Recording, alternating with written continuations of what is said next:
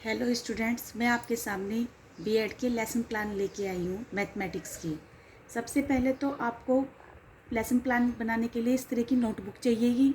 इसमें आपके 20 lesson plan आ जाते हैं और हमको बीएड में 18 से लेके 20 तक लेसन प्लान बनाने होते हैं।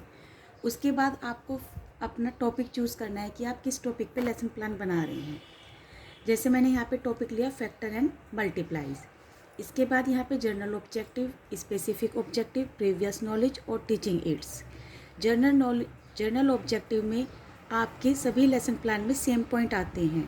आप यहाँ पे 4 से 5 पॉइंट्स लिख सकते हैं। स्पेसिफिक ऑब्जेक्टिव में लाइनें तो बाकी सब सेम रहती हैं, सिर्फ लास्ट के टॉपिक बदल जाता है। जैसे यहाँ पे आपने फैक्टर एंड मल्टीप्लाइज लिख दिया तो मैंने यहाँ पे give knowledge about factor and multiplies लिख दिया। सोल्व फैक्टर एंड मल्टीप्लाइज, अगर आप डेसिमल या फिर इंटीजर्स टॉपिक ले रहे हैं तो आप लिख देंगे knowledge about integer, solve integers, ये सब। प्रीवियस नॉलेज में भी सेम ऐसे करेंगे, पूरी लाइन सेम रहती है और सिर्फ लास्ट का ये पॉइंट चेंज हो जाता है। टीचिंग इट्स में chalk, duster, black board, pointer etcetera ये लिखे जाएंगे सभी लेसन प्लान में।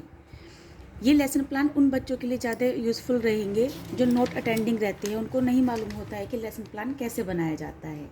इसके बाद आपने जो भी टॉपिक लिया है, जैसे मैंने यहाँ पे लिया फैक्टर एंड मल्टीप्लाइज, आप उसके कुछ बेसिक नॉलेज से रिलेटेड 4 से 5 क्वेश्चन यहाँ पे डालेंगे। वो जो लास्ट वाला क्वेश्चन होगा, जो टॉपिक आप डिस्कस करेंगे बच्चे के साथ, वो लिख देंगे।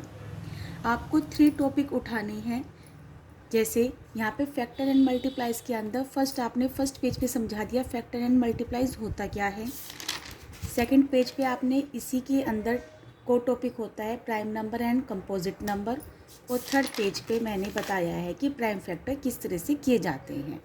तो जो भी आपने चैप्टर लिया है उसके अंदर आपको 3 टॉपिक लेने हैं डिस्कस करने के लिए।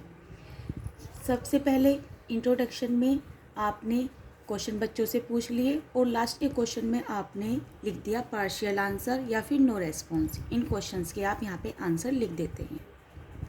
उसके बाद जो यहाँ पे आपने लास्ट क्वेश्चन पूछा था उसको आप एक्सप्लेन करेंगे नीचे ए बाकी पेज पे।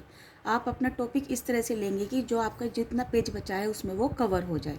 फिर जैसे यहाँ पे लिखा है what is the factor and what is the multiply, यहाँ पे आपने ये टॉपिक डाला फैक्टर एंड मल्टीप्लाइज और इनकी यहाँ पे डेफिनेशन दे दी, 1-2 एग्जाम्पल दे दिया। यहाँ पे इधर आपने लिख दिया student listen carefully, student listen carefully, right main points in your notebook. शुरू में आपने क्वेश्चन आंसर पूछे थे तो यहाँ पे आपने लिख दिया क्वेश्चन आंसर मेथड।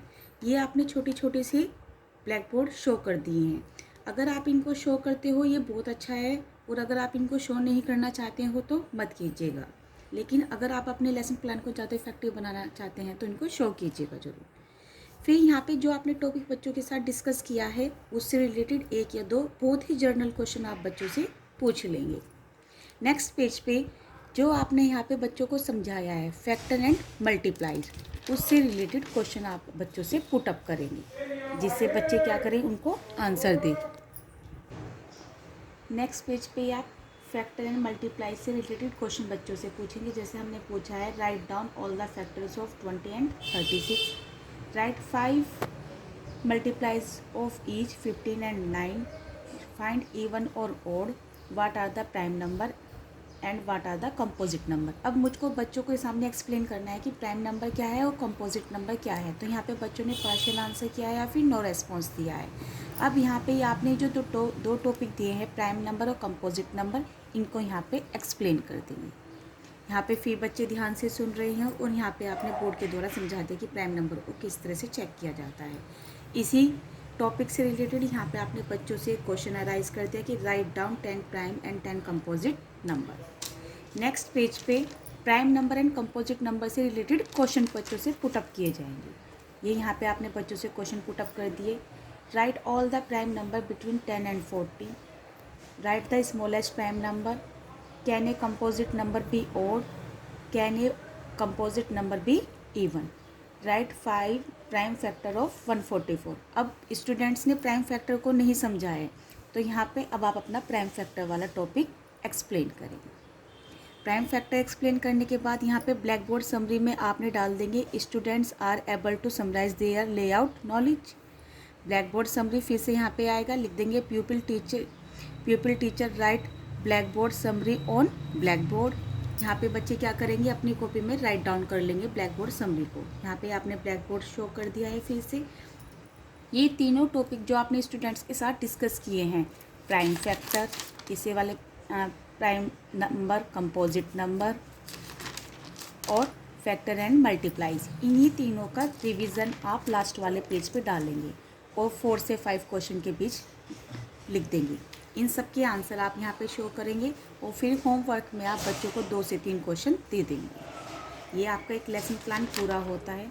अगर आपको कोई भी इससे रिलेटेड प्रॉब्लम हो तो आप कमेंट में पूछिएगा।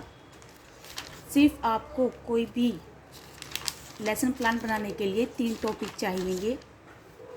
चैप्टर का नाम उठाने के बाद उसके अंदर से 3 टॉपिक आप उठा लेंगे।